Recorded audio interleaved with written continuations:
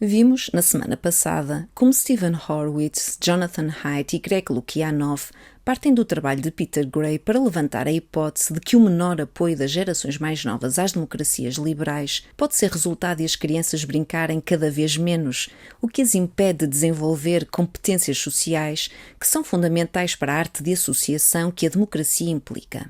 Mas o trabalho de Peter Gray permite refletir igualmente sobre um outro aspecto relevante das sociedades atuais e que se prende com uma certa tolerância que muitos jovens revelam em relação à violência política, subscrevendo em particular que os fins justificam os meios, mesmo que estes se revelem extremados ou violentos e impossibilitem o diálogo. Chamo Patrícia Fernandes, sou professora universitária e investigadora de teoria política e tenho dedicado os últimos anos ao estudo dos extremismos políticos.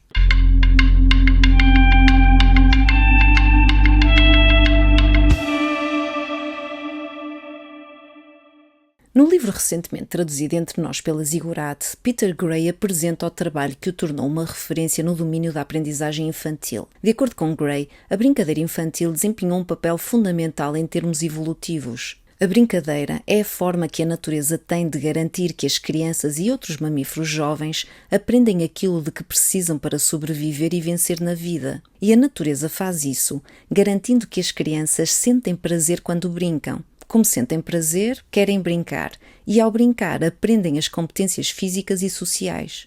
Em primeiro lugar, nas brincadeiras ao ar livre, as crianças aprendem a controlar o corpo e o medo. Não é por acaso que a maioria dos mamíferos, e as crianças humanas em particular, preferem brincar em situações que induzem medo e vulnerabilidade. Pensemos no jogo da apanhada ou das escondidas. As crianças preferem ser as presas, aquelas que fogem ou se escondem.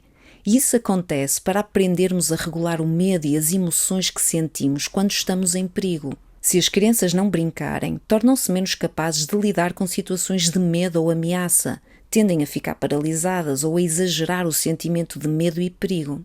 Este aspecto é particularmente notório nas exigências de proteção emocional que marcam muito do discurso woke quando se faz equivaler palavras à violência física.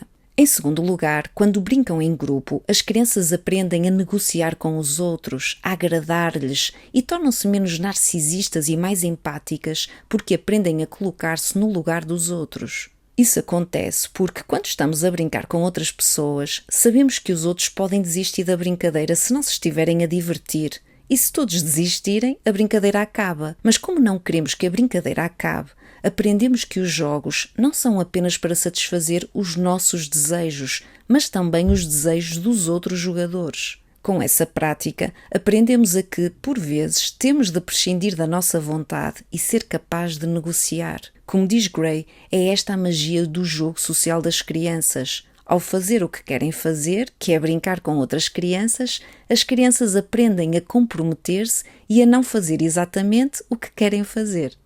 Em terceiro lugar, a brincadeira ensina-nos a moderar e a ultrapassar as emoções que podem surgir dos conflitos e torna-nos mais capazes de não ceder aos impulsos e às emoções negativas que podem conduzir à violência física. É por essa razão que, entre nós, Carlos Neto fala sobre a regulação emocional que a brincadeira permite. Se as crianças não brincarem, as áreas frontais do cérebro que controlam os impulsos e as emoções não se desenvolvem normalmente e elas tornam-se menos capazes de controlar o seu comportamento e as suas emoções. Este aspecto justificaria por que razão tantos jovens hoje revelam um descontrole emocional, reagindo com violência a acontecimentos que poderiam ser facilmente resolvidos de outra forma e tendem a sentir-se atraídos por mensagens políticas mais violentas, quer à esquerda, quer à direita. Como seres hipersociais que somos, temos de desenvolver competências que nos permitam viver da forma mais pacífica possível com os outros. Mas a nova forma que temos de olhar para a educação das crianças e, em particular, o modo leviano como deixamos que os mais novos sejam apropriados pelos smartphones, podem vir a transformar as nossas sociedades em locais muito mais violentos.